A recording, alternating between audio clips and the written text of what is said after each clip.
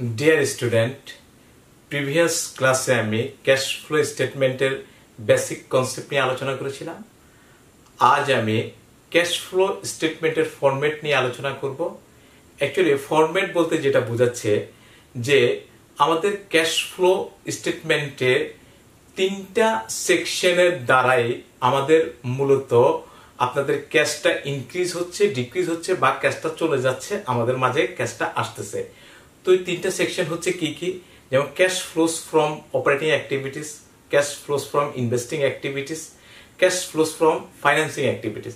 তো দেখা গেছে আমাদের স্টুডেন্টরা অনেক ক্ষেত্রেই বুঝতে পারেন না যে কোন আইটেমটা কোন সেকশনে যাবে, কি সেটা অপারেটিং সেকশনে যাবে, না সেটা ইনভেস্টিং সেকশনে যাবে, না ফাইন্যান্সিং সেকশনে যাবে। তো আমি আজকে আমাদের এই খাতগুলো নিয়ে বা সেকশনগুলো নিয়ে ডিটেলস আলোচনা করব। আচ্ছা, তো আমি শুরু করি।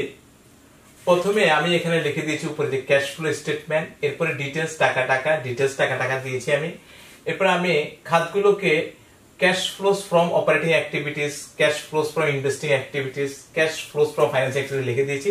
আমি অ্যাকচুয়ালি নিচে দেই নেই, নিচে দিলে ডিটেলস লিখতে গেলে ডিটেলস আপনাদেরকে বলতে গেলে মানে জায়গাটা হবে না, যে কারণে আমি একটু আলাদা আলাদা পাশে ঘরগুলোকে দেখিয়েছি। আচ্ছা, তো আমরা শুরু করি প্রথম cash flows from operating activities. আচ্ছা দেখেন, আমরা যারা ব্যবসা করার জন্য আসি, আমরা অবশ্যই কিছু প্রফিট কামাইতে চাই। তো প্রফিট কামানোর জন্য আমাদের কি করতে হবে? এট ফার্স্ট আমাদের ক্রয় বিক্রয়টা করতে হবে।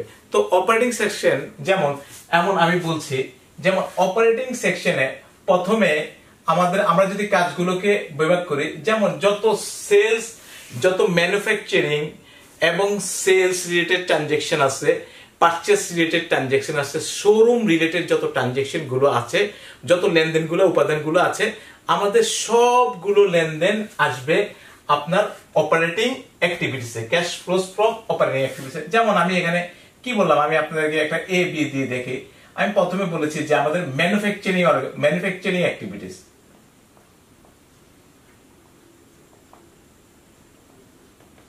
ম্যানুফ্যাকচারিং অ্যাক্টিভিটিস একটা।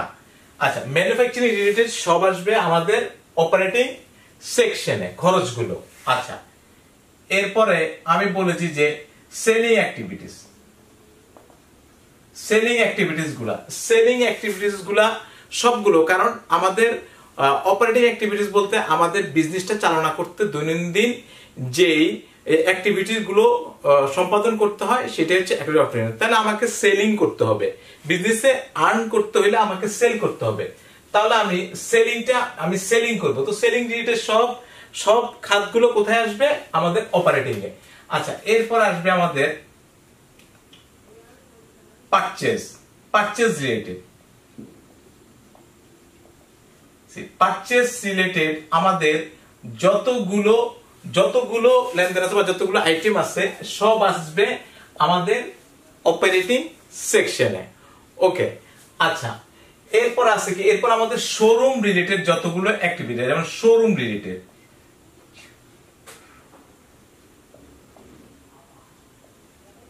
রিলেটেড যতগুলো অ্যাক্টিভিটিস আছে সবগুলো আসবে আমাদের অপারেটিং সেকশনে। আচ্ছা, তাহলে আমাদের দৈনন্দিন, যেমন আপনারা এটা ইনফরমেশন গুলো কোথায় পাবেন? যেমন ইনকাম স্টেটমেন্টে পাবেন, ঠিক আছে? আমাদের যতগুলো একটা ব্যবসা প্রতিষ্ঠান পরিচালনা করতে দৈনন্দিন যে কাজগুলো করতে হয় সব আসবে আপনার অপারেটিং অ্যাক্টিভিটিস এর খাতে। ওকে, আচ্ছা, এরপরে আরেকটা জিনিস আসবে, দেখেন আমাদের মানে কারেন্ট অ্যাসেট এবং কারেন্ট লায়াবিলিটি চেঞ্জ হইলেই সেটা আমাদের অপারেটিং সেকশনে আসবে। তো যেমন আমি আপনাদের একটা জিনিস বলি, যেমন চেঞ্জ ইন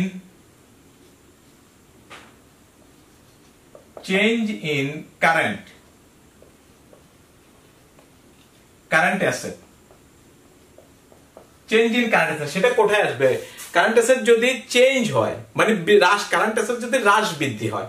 আমি একটা এক্সাম্পল আপনাকে বলতে পারি যে অ্যাকচুয়ালি যে বললাম যে ধারে বিক্রয় করা হলো, মানে ক্রেডিট সেল। তো ক্রেডিট সেল করলে আমাদের কিসের উৎপত্তি হয়? ক্রেডিট সেল করলে আমাদের উৎপত্তি হয় কি?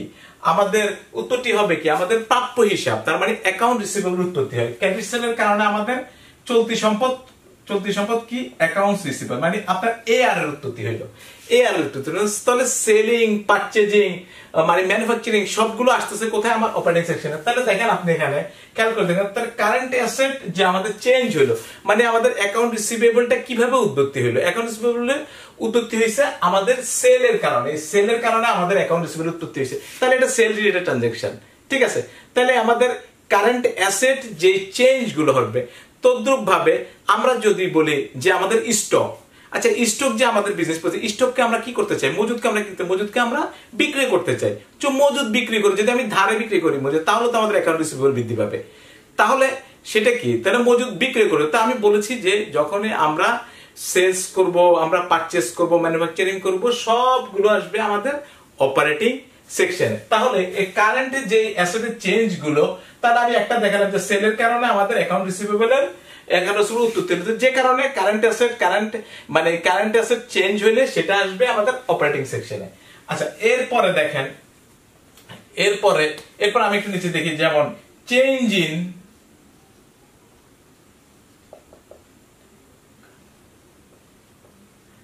In current liability, change in current লায়াবিলিটির উৎপত্তিটি কিভাবে হচ্ছে? যে আমি পারচেস করলাম, ক্রেডিট পারচেস করলাম, আমি ধারে ক্রয় করলাম, তাহলে আমাদের কি হবে? তাহলে আমাদের কারেন্ট লায়াবিলিটির সৃষ্টি হবে, মানে আমাদের এপি সৃষ্টি হবে, অ্যাকাউন্টস পেয়েবল সৃষ্টি হবে। তো অ্যাকাউন্টস পেয়েবল সৃষ্টি হইলো কেন? আমাদের ধারের পারচেজের কারণে। তাহলে এই কারণে আপনি যতগুলো ট্রানজাকশন হবে, যতগুলো ট্রানজাকশনে আপনাদের মানে current asset current liability change হবে, তাহলে আপনি সবগুলো অ্যাক্টিভিটিস, সবগুলো ট্রানজাকশন কোথায় আসবে? আপনার অপারেটিং সেকশনে। কারণ কি? অপারেটিং সেকশনের কাজগুলোর কারণেই, অপারেটিং সেকশনের সেলস, পারচেজ এইসব বা শোরুমের যে অ্যাক্টিভিটিস গুলো, সবকিছুর কারণেই আমাদের সৃষ্টি হচ্ছে কি? কারেন্ট অ্যাসেট এবং কারেন্ট লায়াবিলিটি হ্রাস বৃদ্ধি পাচ্ছে।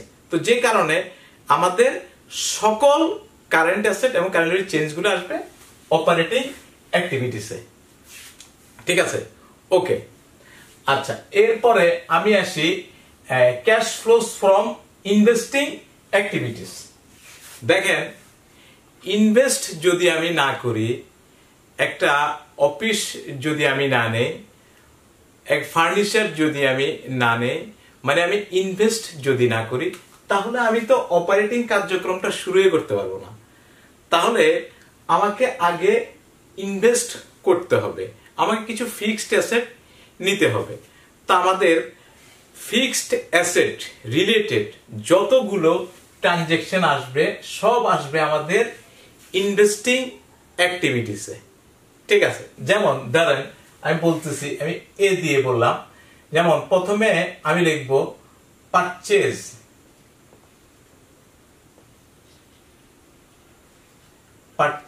Of fixed asset.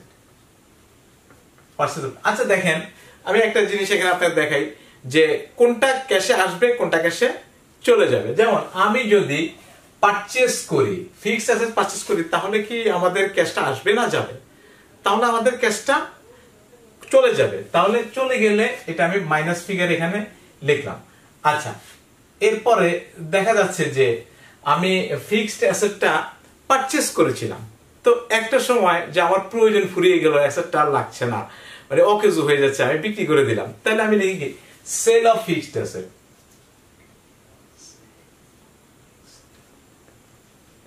Sale of fixed asset, তো সেল ফিক্সড অ্যাসেট যখন আমি সেল করে দেব, তখন কি আমার কাছে টাকা চলে যাবে?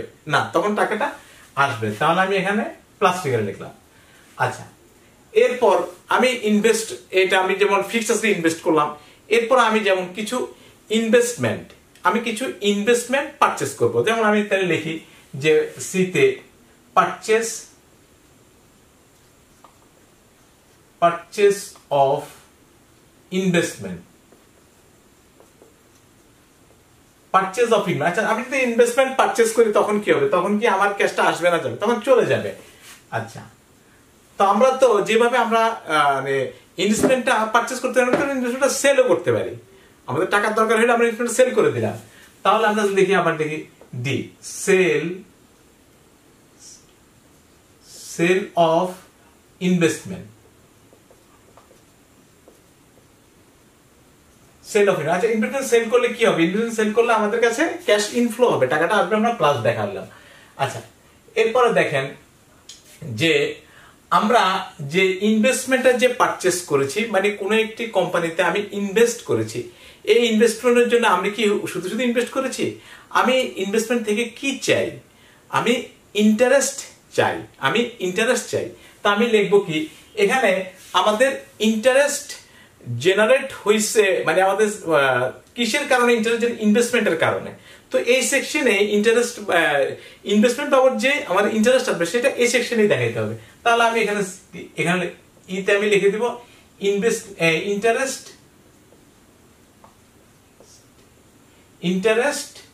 Received,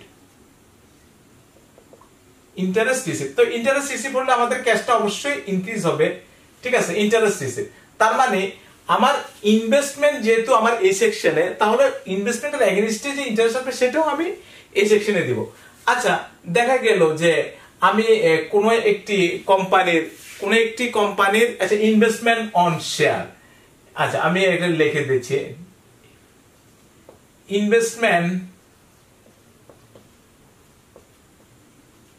investment on share. কোন একটি কোম্পানির আমি শেয়ারে ইনভেস্ট করতে, শেয়ারে যখন ইনভেস্ট করব তখন টাকা আমার কাছ থেকে কি হবে? চলে যাবে, টাকাটা আমাদের কাছ থেকে চলে যাবে।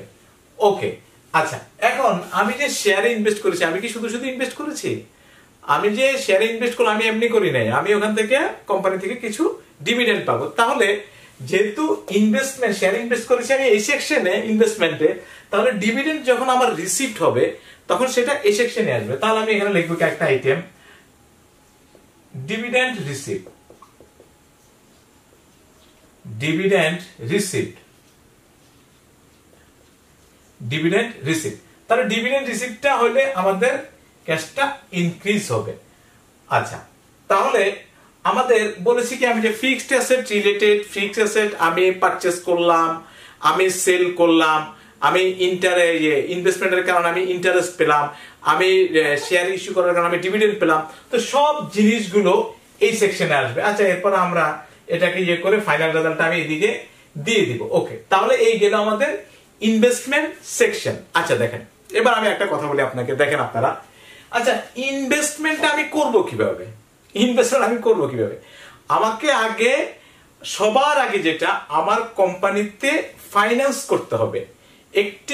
একটি কাজের সাথে কিন্তু আরেকটি কাজ রিলেটেড, আমাকে আগে ফাইন্যান্স করতে হবে। তো প্রথমেই করতে হয় অ্যাকচুয়ালি ফাইন্যান্স, কিন্তু আমরা অ্যাকচুয়ালি আলোচনা করে আসতেছি উল্টা। অপারেটিং আলোচনা করলাম, ইনভেস্টমেন্ট অ্যাক্টিভিটি আলোচনা করলাম, তারপরে ফাইন্যান্সিং এ যাচ্ছি। অ্যাকচুয়ালি শুরু কিন্তু হয় মূলত ফাইন্যান্স থেকে। আমার যদি অর্থায়নে না হয়, আমার প্রতিষ্ঠানে যদি ফাইন্যান্সই না হয়, তাহলে কখনো আমি ইনভেস্টও করতে পারবো না, আমি অপারেটিং এর কাজও শুরুই করতে পারবো না। তাহলে অ্যাকচুয়ালি প্রথম কাজ হচ্ছে কিন্তু আমাদের ফাইন্যান্স, আমরা যদি উল্টো যাচ্ছি। তো আচ্ছা আমি এবার ফাইন্যান্সিংটা দেখাচ্ছি। মূলত ফাইন্যান্সিং থেকেই ইনভেস্টমেন্টটা হয়, কারণ আমার ফাইন্যান্স না থাকলে আমি ইনভেস্ট করবো কিভাবে? আচ্ছা তো ফাইন্যান্সিং অ্যাক্টিভিটি, ফাইন্যান্সটা আমি কিভাবে করব? দেখেন আমি ফাইন্যান্স মানে আমার কোম্পানিতে টাকাটা আমি আনবো কিভাবে, এটার ওয়ে গুলো কি? আমার কোম্পানিতে প্রথম টাকা আসার ওয়ে হচ্ছে আমি ইস্যু অফ শেয়ার, আমি শেয়ার ইস্যু করবো। প্রথমে এ দিচ্ছি আমি ইস্যু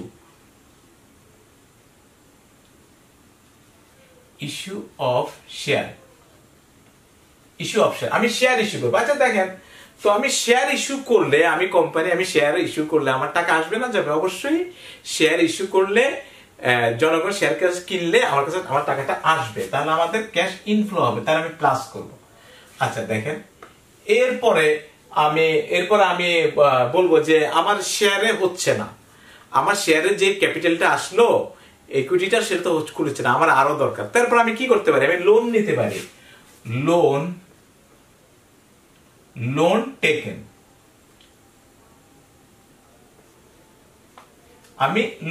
আমি আচ্ছা লোন নিলে কি আমার টাকা তো আসবে, ঠিক আছে, তো লোন এটা আমি প্লাস ফিগার লিখে দিলাম। আচ্ছা দেখেন, আমি লোন নিলাম, তো লোন নিলে আমার কাছে আমার টাকাটা আসতেছে। তো মাঝে মাঝে কি আমি লোন কি আমি সারা জীবনের জন্য রেখে দিব? আমি সেটা পেমেন্ট করতে হবে না, আমি পেড করে দিতে হবে না? তো আমি লোন আমি দিলাম এখানে যে লোন পেড, লোন পেড। তো লোন পেড করলে আমার টাকা আসবে না যাবে? অবশ্যই চলে যাবে। তা আমি এটাকে মাইনাস ফিগার লিখলাম। আচ্ছা দেখেন, আমি যে লোন নিয়েছি, লোনের উপরে আমাকে এমনি এমনি লোন দেয়নি, আমাকে লোনের এগেইনস্টে কি করতে হবে? ইন্টারেস্ট পেড করতে হবে।